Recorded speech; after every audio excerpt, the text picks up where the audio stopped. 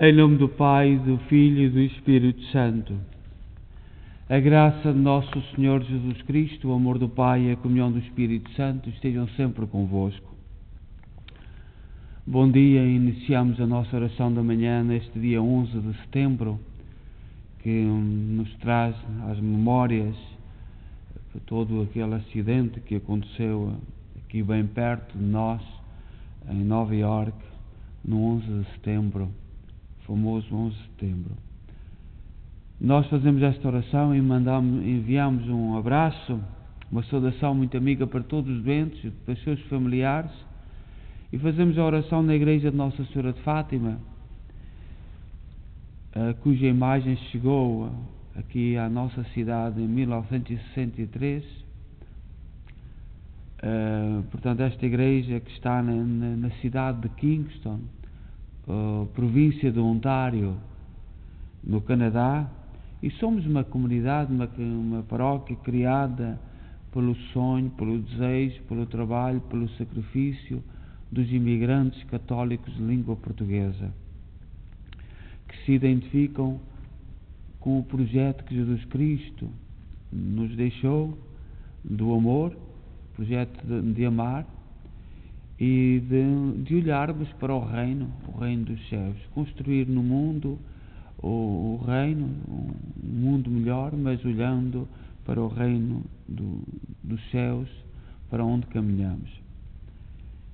E nesta manhã vamos refletir e rezar com o livro das Lamentações, capítulo 3, versículo 1 a 33. O livro das Lamentações fala lamentações, desabafos, de gritos de angústia e também de muita esperança. E é este livro, este poema que Deus nos propõe para nós refletirmos, e a Igreja nos propõe para refletirmos nesta manhã. Sou um homem que vejo a minha miséria como punição da ira de Deus. Eu me levo a caminhar nas trevas e não na luz. Somente contra mim não cessa de levantar a mão o dia inteiro. Destruiu a minha pele e a minha carne, quebrou os meus ossos. Ocupou minha vizinhança e rodeou-me de fel e de aflição. Fez-me habitar na escuridão, como fez aos que estão mortos para sempre.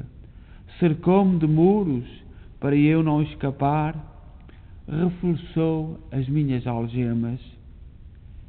Mesmo que eu clame e rogue, ele rejeita a minha oração. Fechou o meu caminho com pedras, obstruiu a minha passagem. Tornou-se para mim um urso de tocaia, um leão escondido. Obstruiu sim meu caminho e me abateu, deixou-me arrasado. Retesou o arco e me pôs como alvo das suas flechas. Cravou-me nos rins as flechas da sua aljava. Tornei-me o gracejo de todo o povo, sua cantiga de todo o dia. Encheu-me de amargura, embriagou-me com absinto. Quebrou-me os dentes com cascalho, cobri-me de cinza. Minha vida distanciou-se da paz, estou esquecido de seus bens. Disse para mim mesmo, acabou-se o meu vigor, a minha esperança ausentou-se do Senhor. Lembra-te da minha miséria e de meus extravios, amargos como o fel e abismo. Recordo-me a memória, vai-se consumindo a minha alma. Revolverei essas coisas no espírito, para isso continuo esperando. É pela bondade do Senhor que não fomos destruídos, não se esgotou a sua misericórdia. Cada manhã ela se renova, grande é a tua fidelidade, Senhor. Diz minha alma, o Senhor é a minha herança, por isso espero por Ele. O Senhor é bondoso para quem nele confia, para a alma que o procura. É bom aguardar em silêncio a salvação que vem de Deus. É bom para o homem sofrer o jugo na sua mocidade. Quando isto lhe é imposto, queda-se em solidão e em silêncio. Deita-se com o rosto no chão, implorando a esperança. Oferece o rosto a quem o espanca, sacia-se de opróbrios. É certo que o Senhor a ninguém repele para sempre. Se ele aflige, também se compadece com infinitos gestos de misericórdia. Humilhar e afligir os homens não procede do seu coração. Então, no livro das Lamentações, capítulo 3, versículo 1 a 33, fala-nos de muitas lamentações, muitos gritos de angústia, muito desânimo, muita frustração, mas no final de tudo isso, o orante, aquela pessoa que ora, que reza, verifica que Deus nunca o abandonou. O problema é que a pessoa não sentia a presença de Deus. Deus estava lá para o guiar e para encontrar uma solução. A esperança. O livro das Lamentações fala de lamentações, sim, mas também da esperança que vem de Deus e que nos dá vigor aos ossos, às vezes ressequidos, aos ossos que se quebram, a todas as dores, a todos os sofrimentos. A leitura breve que a Igreja nos apresenta hoje para refletirmos é da Epístola de São Paulo, da segunda Epístola de São Paulo aos Coríntios, capítulo 12, versículo 9 e 10. E diz assim São Paulo aos Coríntios: Irmãos, de bom agrado eu me gloriei das minhas fraquezas, para que a força de Cristo habite em mim. Eis porque eu me comprazo nas fraquezas, nas injúrias, nas necessidades, nas perseguições e nas angústias sofridas por amor de Cristo. Pois quando eu me sinto fraco, então é que sou forte. Nós podemos gloriar-nos das fraquezas de duas formas. Vangloriarmos-nos, exaltarmos-nos no mal, na nossa pequenez, ou então olhar para aquilo que nós somos fracos e dar glória a Deus, dar glória em Jesus Cristo, porque Jesus Cristo ultrapassou no fraco, é que se fez grande, nas coisas pequenas é que se tornou enorme. E o cristão é convidado a pensar nesta forma de olhar para as suas fraquezas, com humildade, com pequenez, como o Filho de Deus, sendo Filho de Deus, se tornou humano, e foi nas fraquezas humanas que ele se tornou grande. Nesta manhã temos um texto dos sermões do bem-aventurado Isaac, abade do mosteiro de Stella, do século XII. Nós cristãos temos que, sobretudo nós católicos, olhamos para aquilo que Jesus Cristo disse, a Bíblia, depois a forma como foi transmitido pelos apóstolos e a seguir os padres da Igreja, que viveram a sua fé com entusiasmo.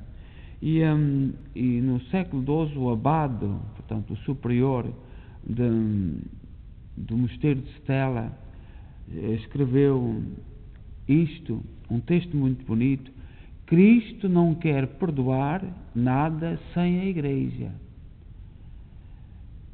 Cristo, ao partir para o Pai, deixou a Igreja e vai guiando pelo Espírito Santo. Uns períodos com mais dificuldades, com pessoas mais fiéis, outras vezes menos fiéis, mas o Espírito de Deus lá vem. E é esta igreja que se perpetua no tempo, e que, por exemplo, os nossos irmãos evangélicos não veem isto. É neste caminhar na história que Cristo caminha na igreja, caminha com a igreja, e não quer perdoar nada sem a igreja. E diz assim esta homilia, este sermão: duas são as coisas que só a Deus convém: a honra do louvor e o poder de perdoar. O louvor somos nós que lhe damos, o perdão dele nós esperamos. Pertence somente a Deus perdoar os pecados, por isso deve ser louvado. Mas tendo desposado o omnipotente a fraqueza, o excelso, a humildade, da escrava fez uma rainha, aquela que estava atrás, a seus pés, colocou-a a seu lado. Pois de seu lado saiu, de onde a tomou para si como Senhor. Tudo quanto é do Pai é do Filho, e o que é do Filho é do Pai, por serem um só por natureza. De modo semelhante, tudo quanto era seu, deu o esposo à esposa, e tudo da esposa, e o esposo tomou para si, e dela, unida a si, e do Pai fez também um só. Quero, disse o filho ao Pai, intercedendo pela esposa. Aqui a imagem de esposa é a igreja. Quero, disse o filho ao Pai, intercedendo pela esposa, que, assim como eu e tu somos um, também estes sejam um conosco. Diz em São João, capítulo 17, versículo 21. Por conseguinte, o esposo com o Pai são um só. Com a esposa é um. Rejeitou quanto contrário encontrou na esposa, pregando na cruz, e aí carregou os seus pecados no madeiro, e pelo madeiro o destruiu. O que era conforme à natureza e próprio dela, assumiu e dela se revestiu. O que lhe era próprio e divino, isso lhe concedeu. Expeliu o diabólico, assumiu o humano, concedeu o divino, para que tudo o que era da esposa fosse o esposo. É a razão porque aquele que não cometeu pecado, nem se encontrou engano em sua boca, pode dizer: tende piedade de mim, Senhor, porque estou enfermo. Diz o Salmo 6, versículo 3. E assim tem a enfermidade da esposa, tenha também o pranto, e seja tudo do esposo e da esposa. Dom da honra, do louvor e o poder do perdão, por isto devia dizer: vai, mostra-te ao sacerdote. Diz no Evangelho de São Mateus, capítulo 8, versículo 4. Portanto, sem Cristo nada pode a Igreja perdoar. Nada quer Cristo perdoar sem a Igreja. A Igreja não pode perdoar a não ser ao penitente, isto é, àquele a quem Cristo tocou. Cristo não quer ter por perdoado aquele que despreza a Igreja. O que Deus uniu, o homem não separa. Digo eu, é grande este sacramento no Cristo e na Igreja. Diz São Mateus no capítulo 19, versículo 6. E também em Efésios, São Paulo aos Efésios, capítulo 5, versículo 32. Não queiras, pois, tirar do corpo a cabeça, de forma que em parte alguma haja o Cristo total, nem em parte alguma o Cristo total sem Igreja, nem a Igreja toda sem Cristo em parte alguma. Pois Cristo completo e íntegro entende-se cabeça e corpo. Por isto diz: ninguém subiu ao céu a não ser o Filho do Homem que está no céu. Diz São João, capítulo 3, versículo 13. É este o único homem que perdoa os pecados. Somos uma igreja, somos um corpo cuja cabeça é Cristo. E a unidade do corpo com Cristo é que gera vida. E Cristo não quer ser cabeça separada do corpo. Portanto, o perdão passa pela Igreja. A vida passa pelo corpo. E é esta grande dificuldade que a Igreja atravessa ao longo dos tempos. Dos filhos que se separam do corpo, que não querem o perdão do corpo, do todo. E São Isaac, o bem-aventurado Isaac, que não é santo, ainda não é declarado santo, fala-nos deste perdão que Cristo dá através da Igreja. Coloquemos então nesta manhã as nossas preces ao Senhor. Levantemos o nosso olhar para Cristo, que nasceu, morreu e ressuscitou pelo seu povo, e peçamos com fé: salvai, Senhor, os que remiste com o vosso sangue. Salvai, Senhor, os que remiste com o vosso sangue. Nós vos bendizemos, Jesus, Salvador da humanidade, que não hesitaste em sofrer por nós a paixão e a cruz, e nos remiste com o vosso sangue precioso. Salvai, Senhor, os que remiste com o vosso sangue. Vós que prometeste dar aos vossos fiéis a água que jorra para a vida eterna, derramai o vosso Espírito Santo sobre todos os homens e mulheres. Salvai, Senhor, os que remiste com o vosso sangue. Vós que enviaste os vossos discípulos para pregar o Evangelho a todas as nações, ajudai-nos a proclamar pela terra inteira a vitória da vossa cruz. Salvai, Senhor, os que remiste com o vosso sangue. Aos doentes e infelizes que associaste aos sofrimentos da vossa paixão, concedei-nos força e paciência.